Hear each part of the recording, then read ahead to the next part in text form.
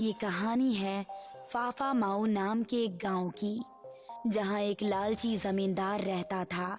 जमींदार इतना लालची था कि एक ढेला भी मुफ्त में किसी को ना देता।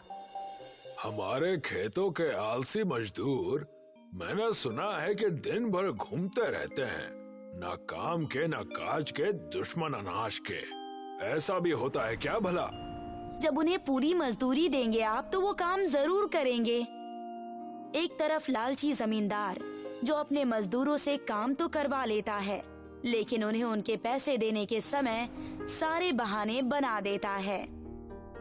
आज उस जमींदार से पैसे निकलवाने ही हैं, चाहे जो भी हो जाए।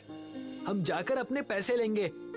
सारे मजदूर मिलकर जमींदार के पास जाते हैं, जिससे जमींदार चिढ़ जाता है। आज महीने की पहली तारीख है, वेतन का इंतजाम हो जाता तो हमारे लिए अच्छा होता। कैसे पैसे? मुझे मुंशी जी ने बताया कि तुम बस दिन भर खेतों में आराम करते हो, एक दिन का काम पूरे हफ्ते में करते हो। इस हिसाब से तो तुम्हें मुझे किराए के पैसे देने चाहिए। हैं? कैसा किराया मालिक? हम कुछ समझे नहीं। मेरे खेतों में रहने का किराया, मैं उस पैसे की बात कर रहा हूँ। ये तो सरासर अन्याय है। हमें हमारे पैसे दीजिए। मुझे इस महीने का काम दिखाओ। चलो, खेतों में मैं तुम्हारे साथ चल रहा हूँ, मैं चलकर देखूंगा। जमींदार उन मजदूरों को लेकर खेतों की तरफ जाता है।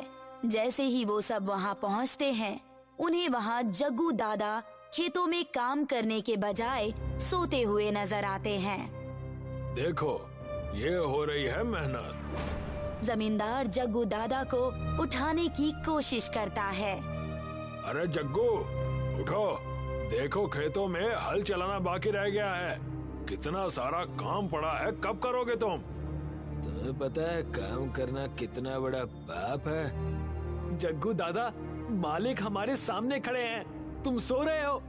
जब तक ये सारे काम नहीं हो जाते, मैं तुम्हें 1 रुपया नहीं देने वाला। इतना कहकर जमींदार वहाँ से चला जाता है। पैसे न होने के कारण सारे मजदूर एक दूसरे से झगड़ा करने लगते हैं। अगर तुम दोनों ने अच्छे से काम किया होता तो ये नौबत नहीं आती। हमारी गलती। आधे महीने तो तुम ससुराल में रहते हो और बड़ी बड़ी बातें कर रहे हो। चुप रहो तुम दोनों। जमींदार साहब के यहाँ मैं बहुत पहले से काम कर रहा हूँ। वो हमेशा ऐसा ही करते हैं। हमें खेतों में काम करना ही होगा। सारे मजदूर बिना मन के खेतों में काम करने लगे। जैसे ही जग्गू दादा ने जमींदार के खेतों में जैसे ही फावड़ा मारा, उन्हें एक आवाज सुनाई दी। ये आवाज कैसी है? ये तो किसी चीज की आवाज है। मैं वहाँ से मिट्टी हटाकर देखता हूँ, शायद कुछ हमें वहाँ मिल जाए। घनश्याम और नीरज दोनों ही वहाँ से मिट्टी हटाने लगते हैं और वहाँ उन्हें चमकती हुई कांच की एक बांसुरी दिखाई पड़ती है। ये क्या? इसमें तो बांसुरी नजर आ रही है। इस बांसुरी से होगा क्या? लाओ, मुझे दो, मैं उसे बजाकर देखता हूँ। बचपन में मैंने मेरे नाना जी से कई सारी चीजें बजानी सीखी थी, हारमोनियम, तबला, लेकिन इसमें कहीं भी बांसुरी का जिक्र नहीं दिखा मुझे। तुम मुझे दो तो सही, मैं देखता हूँ। नीरज घनश्याम से बांसुरी ले लेता है और उसे बजाने लगता है। जैसी ही बांसुरी बजती है, उसकी मधुर गूंज से पूरा गांव गूंज उठता है। क्या मधुर स्वर है। नीरज बांसुरी बजाता ही रहता है। उतने में ही उसमें से एक बड़ा सा जिन निकल कर आता है, जिसे देखकर सारे ही डर जाते हैं।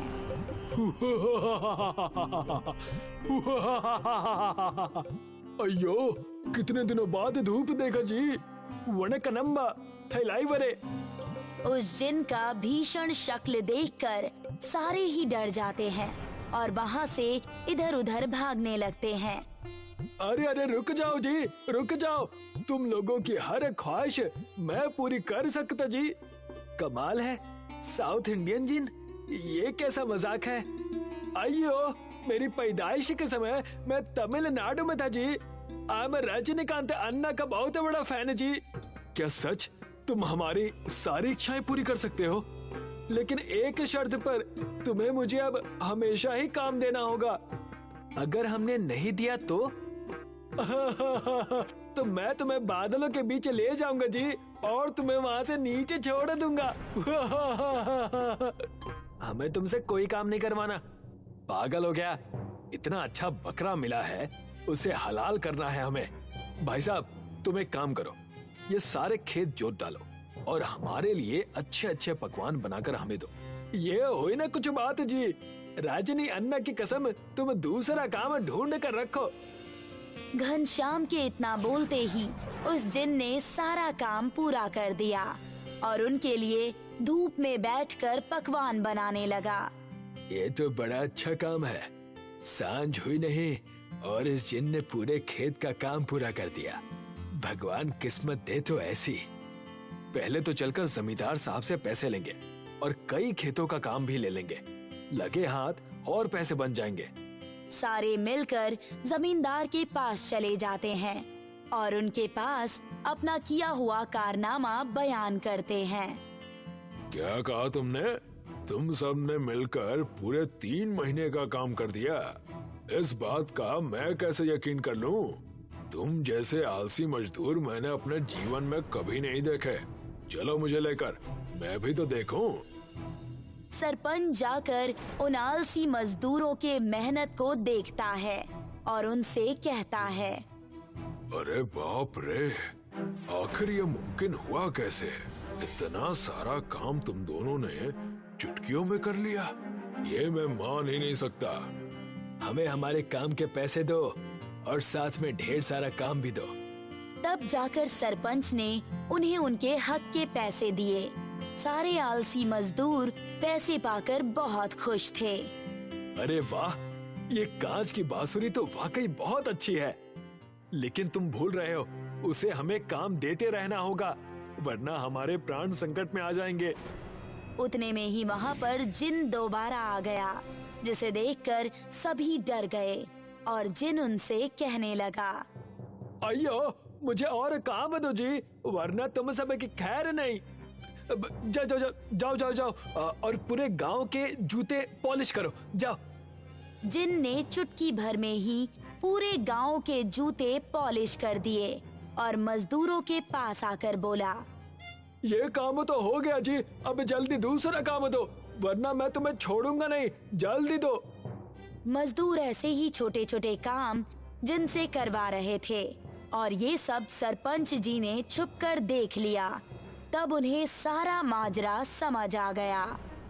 एक जादुई जिन जो सारे काम कर रहा है, इसे तो मुझे अपने वश में करना ही होगा।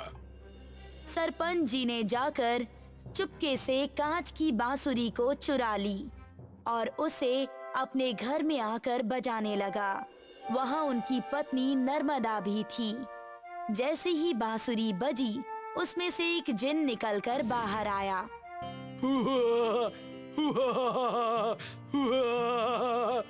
मुझसे जो काम करवाना है करवा लो, लेकिन काम करवाते रहो, वरना मैं तुम्हें खा जाऊंगा। सरपंच जी ने उस जिन से अपने खेतों के सारे काम करवा लिए। जिन अपने जादू की शक्तियों का इस्तेमाल करके सारा काम चुटकी बजाकर ही कर लेता था। अरे भाग्यवान, ये तो सारे काम चुटकियों में करता जा रहा है। अगर ऐसा ही रहा तो हमें ये खा जाएगा। मुझे बड़ा डर लग रहा है। सरपंच और उनकी पत्नी नर्मदा ने सारे ही आलसी मजदूरों को अपने पास बुलाया और तब नर्मदा ने उनसे कहा, तुम सबने जिस जिन की वजह से सारे काम किए और खूब मजे किए, पैसे, दावत, लेकिन अब अगर हमने इस जिन को काम नहीं दिया तो ये हम सबको खा जाएगा। इसीलिए तो मुझे पहले से ही बड़ा डर लग रहा था। अब हम सब क्या करेंगे? तुम सब इस जिन से कहो कि हमें समुद्र के पास ले चलो। मैंने आपके जूते भी पॉलिश कर दिए। अब बताओ अगला काम क्या है?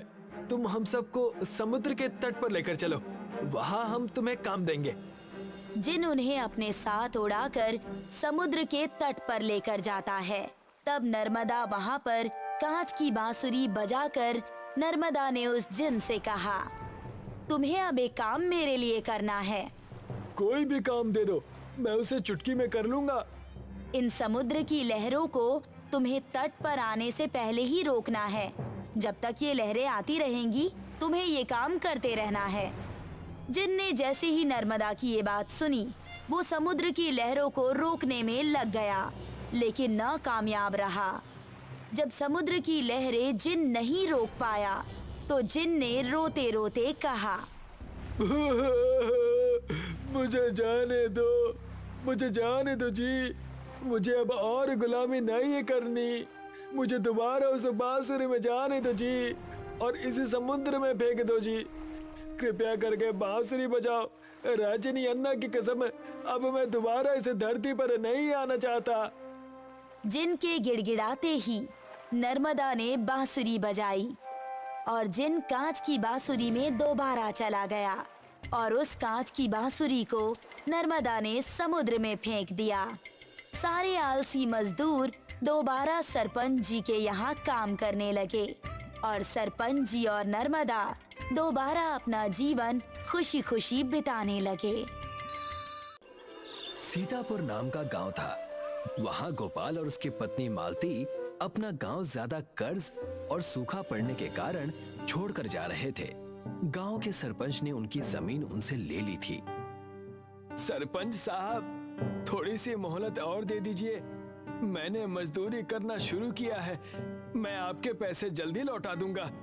अब मैं और नहीं रुक सकता। तुमने सारे गांव से कर्ज ले रखा है। सरपंच ने उनका बचा खुचा सब कुछ ले लिया और उन्हें गांव से बेदखल कर दिया। एक छोटा सा घर बचा था, उन गांव वालों ने हमसे वो भी छीन लिया। मैं अब और करूं तो करूं क्या? जी मैं सुबह से चल रही हूँ, बड़ी धूप लग रही है। कृपा करके हमें कहीं रुक जाना चाहिए। बस थोड़ी सी दूर और एक गांव दिखाई पड़ रहा है, हमें वहां जाना चाहिए। वहां जरूर कोई ना कोई काम हमें मिल जाएगा। मुझे चक्कर भी आ रहा है और मेरे पाँव में चप्पल ना होने की वजह से छाले भी पड़ गए हैं। रुक जाइए ना। अच्छा चलो, एक पेड़ नजर आ रहा है, हमें वहां रुक जाना चाहिए। वहां रुककर बचा खुचा खाना खा लेते हैं। गोपाल और मालती उस गांव से ठीक थोड़ी सी ही दूरी पर एक पेड़ के नीचे विश्राम करने लगते हैं। थोड़ी सी सूखी रोटी है बस, अगर ये भी खत्म हो गई तो कहीं भूख से हमारे प्राण संकट में ना पड़ जाएं।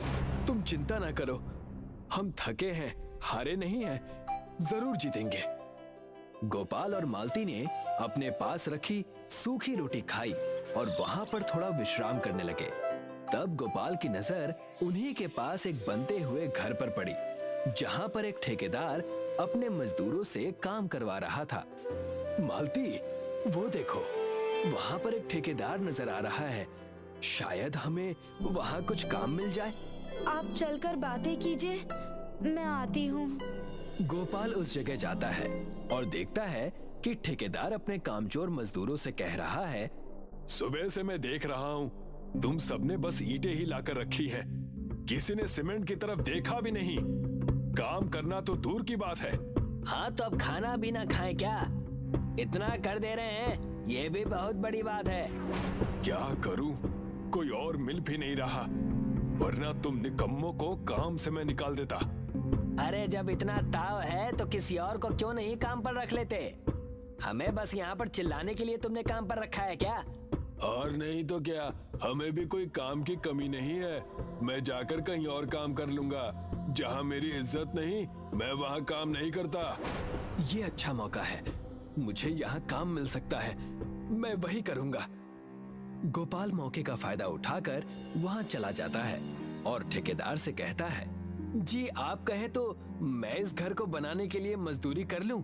मैं आपसे वादा करता हूँ कि मैं काम बड़े ही मेहनत और लगन से करके दिखाऊंगा, कृपा करें। लगता है नया बंदर मिल गया। ये अगर मेरा साथ दे तो मैं इन कामचोर मजदूरों को भगा दूं और इसे ही रख लूं। हाँ हाँ, क्यों नहीं, तुम चाहो तो अभी इसी वक्त से शुरू कर सकते हो। बड़ी कृपा होगी मालिक, बस आप रहने खाने का बंदोबस्त करवा दीजिए। सिर्फ एक ही सिफारिश है आपसे। तुम उसकी चिंता मत करो, वो सब मैं देख लूंगा। तुम बस मेरा काम करके दे दो। ठेकेदार ने गोपाल की मजबूरी का फायदा उठाकर उसे अपने यहाँ काम पर रख लिया और गोपाल को एक छोटा सा झोपड़ा एक जंगल के किनारे पर दे दिया। मालिक बहुत अच्छे हैं, देखो उन्होंने हमें इतना संभाल दिया, हमारे भी अच्छे दिन आ गए हैं। आपने सही कहा, कल से मैं भी आपके यहाँ मजदूरी करने आऊंगी और दोनों मिलकर पैसे कमा लेंगे। गोपाल और मालती दोनों ही मेहनत करके ठेकेदार के पास काम करते हैं और उन्होंने 1 महीने में ही पूरा घर बनाकर तैयार कर दिया। गोपाल और मालती अपने हक के पैसे ठेकेदार के पास लेने गए, लेकिन ठेकेदार ने उनसे कहा, कैसे पैसे? मैंने कहाँ कहा था कि पैसे दूंगा? मैंने तो बस खाने और रहने की बात की थी और अब मेरा घर बनकर तैयार है। ये तो हमारे साथ गलत हुआ है, आपने हमें धोखा दिया है, कृपा करें और हमें हमारे पैसे दे दे। मेहरबानी कीजिए और हमारे पैसे दे दीजिए। तुम मेरे पास चाहे जितना रो लो, मैं तुम्हारी कोई भी मदद नहीं कर सकता और उस झोपड़े को भी खाली कर देना। मेरे पास दूसरे मजदूर हैं, उसे मुझे उन्हें देना है। गोपाल और मालती ने बहुत मिन्नतें की, लेकिन ठेकेदार ने उन्हें उस झोपड़ी से भी निकाल दिया। घर और पैसे ना होने की वजह से उन्हें फिर से रास्ते पर आना पड़ा। कुछ दूर घने जंगल में चलने के बाद हमारी किस्मत बहुत खराब है, हमने क्या पाप किया है भगवान जाने, हमें ये सजा क्यों मिल रही है। जरूर पिछले जन्म में हमने कोई पाप किया होगा, वरना भगवान हमारे साथ ऐसा थोड़ी करेगा। अब तो न खाने को खाना है, न रहने की कोई जगह है। कुछ दूर और चलते चलते उन्होंने देखा कि एक पेड़ के नीचे एक बड़े से चील के बच्चे को जंगली सुअर परेशान कर रहा है। वो देखो, वहाँ पर कुछ जंगली सुअर चील के बच्चों को परेशान कर रहे हैं, हमें उन्हें बचाना होगा। कम से कम कुछ तो पुण्य कर ले हम। हट जा, हट हट। गोपाल उन सुअरों को भगा देता है, चील के छोटे छोटे बच्चों को बचा लेता है। तब उनकी माँ वहाँ आ जाती है और कहती है, शुक्रिया, तुमने मेरे बच्चों की सहायता की, ये मैं कभी नहीं भूलूंगी। अगर तुम न होते तो वो मेरे बच्चों को और परेशान करते। तुम बात कैसे कर रही हो? ये कैसे हो सकता है? मुझे तो विश्वास नहीं हो रहा। मैं एक मायावी चील हूँ। मेरा घोंसला तेज आंधी और तूफान की वजह से उजड़ गया। अब क्या बताऊं बहन, घर तो हमारा भी उजड़ गया है।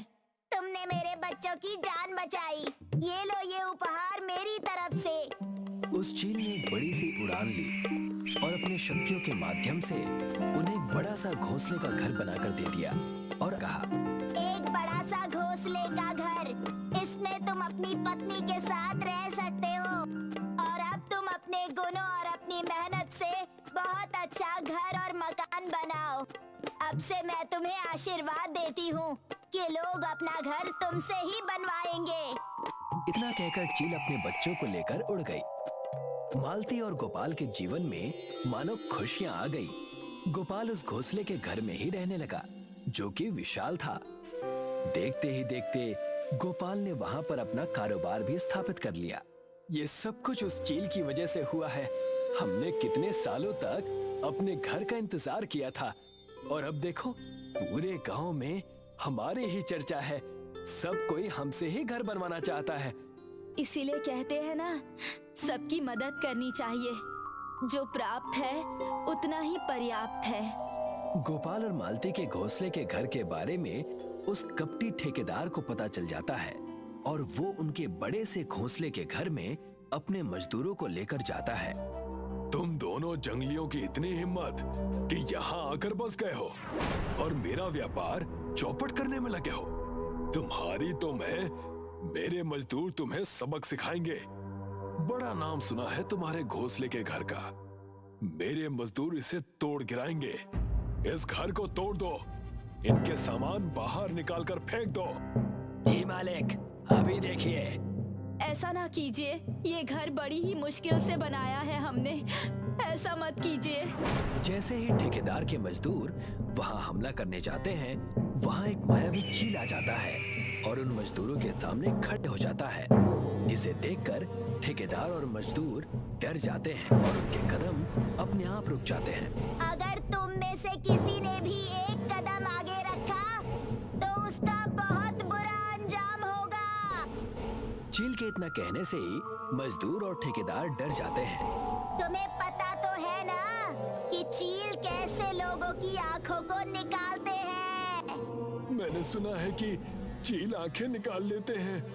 मैं तो चला, मुझे माफ करना गोपाल। ठेकेदार अपने मजदूरों को वहीं छोड़कर चील से डरकर भाग जाता है। तब गोपाल अन्य मजदूरों से कहता है, देखा तुमने कैसे तुम्हारे मालिक तुम्हें अकेला छोड़कर चले गए। मैं अब भी कह रहा हूँ, मेरे साथ हाथ मिला लो, मैं तुम्हें अच्छे पैसे और अच्छा काम दूंगा। ठीक कहा तुमने, अब हम हक की कमाई करेंगे। चील ने एक बार फिर उनकी मदद की और आसमान में उड़ गया। गोपाल और मालती अपने घोंसले के घर में खुशी खुशी रहने लगे। गोपाल उस शहर का सबसे बड़ा ठेकेदार बन गया और मजदूरों के साथ लोगों का घर बनाकर उन्हें देने लगा।